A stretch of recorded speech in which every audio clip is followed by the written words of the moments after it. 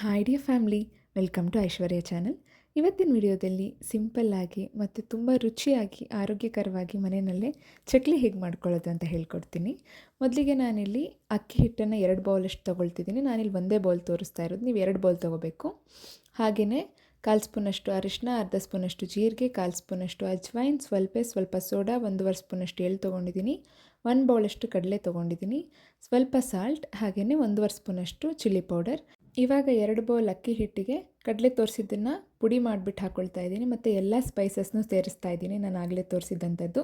ಉಪ್ಪು ರುಚಿಗೆ ತಕ್ಕನಾಗಿ ಸೇರಿಸ್ಕೊಂಡು ಕ್ಲೀನಾಗಿ ಇದನ್ನು ಮಿಕ್ಸ್ ಮಾಡ್ಕೊಳ್ತಾ ಇದ್ದೀನಿ. ನೀಟಾಗಿ ಮಿಕ್ಸ್ ಮಾಡಿದ್ಮೇಲಿಂದ ಕಾಯಿಸ್ಕೊಂಡಿರೋಂಥ ಎಣ್ಣೆ ಸೇರಿಸ್ತಾ ಇದ್ದೀನಿ. ಕ್ಲೀನಾಗಿ ಒಂದು ಸಲ ಮಿಕ್ಸ್ ಮಾಡ್ಕೋಬೇಕು. ನಾನು ತೋರಿಸ್ತಿರೋ ಥರನೇ ಮಾಡಿ, ತುಂಬ ರುಚಿಯಾಗಿ ಬರುತ್ತೆ. ಈಗ ಸ್ವಲ್ಪನೇ ನೀರು ಹಾಕ್ಕೊಳ್ತಾ ಇದನ್ನು ಕೈಯಿಂದ ನೀಟಾಗಿ ನಾದ್ಕೋಬೇಕು. ಹಿಟ್ಟನ್ನು ನೀಟಾಗಿ ನಾದಲಿಲ್ಲ ಅಂದರೆ ಚಕ್ಲಿ ಚೆನ್ನಾಗಿ ಬರೋದಿಲ್ಲ. ಅದಕ್ಕೆ ಸ್ವಲ್ಪನೇ ನೀರು ಹಾಕ್ಕೋಬೇಕು. ಜಾಸ್ತಿ ನೀರು ಹಾಕ್ಕೊಂಬಿಟ್ರೆ ತುಂಬ ಮೆತ್ತಗಾಗ್ಬಿಡುತ್ತೆ, ಚೆನ್ನಾಗಿ ಬರೋದಿಲ್ಲ. ಸೊ ನಾನು ತೋರಿಸ್ತೀನಲ್ಲ, ಆ ರೀತಿ ಸ್ವಲ್ಪ ನೀರು ಹಾಕ್ಕೊಂಡು ನೀಟಾಗಿ ಇದನ್ನು ನಾದ್ಕೊಂಡು ಈ ಥರ ಮಾಡ್ಕೊಳ್ಳಿ. ಈ ರೀತಿ ನೀಟಾಗಿ ನಾದ್ಕೊಂಡ್ಮೇಲಿಂದ ಒಂದು ಲಿಡ್ನ ಕ್ಲೋಸ್ ಮಾಡಿ 10 ನಿಮಿಷ ಇದನ್ನು ಸೈಡ್ಗಿಡಿ.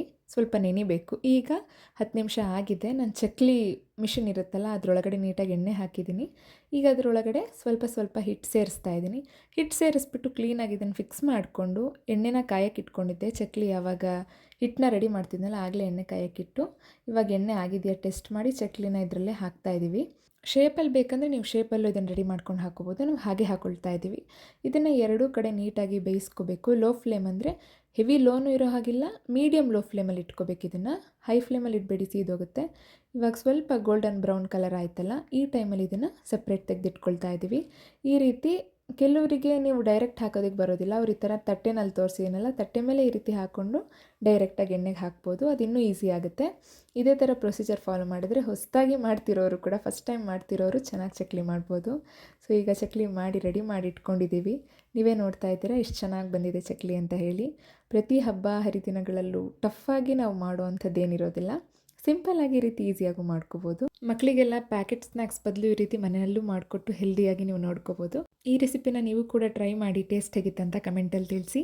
ವಿಡಿಯೋ ಇಷ್ಟ ಆಗಿದ್ದರೆ ಲೈಕ್ ಮಾಡಿ, ಶೇರ್ ಮಾಡಿ. ಹಾಗೆ ಮತ್ತಷ್ಟು ಟೇಸ್ಟಿ ರೆಸಿಪೀಸ್ಗೋಸ್ಕರ ಐಶ್ವರ್ಯ ಚಾನಲ್ನ ಸಬ್ಸ್ಕ್ರೈಬ್ ಮಾಡಿ, ಪಕ್ಕದಲ್ಲಿರುವಂಥ ಬೆಲ್ ಐಕಾನ್ನ ಕ್ಲಿಕ್ ಮಾಡಿ. Thank you so much for watching Aishwarya channel. ಎಲ್ರಿಗೂ ಒಳ್ಳೆಯದಾಗಲಿ.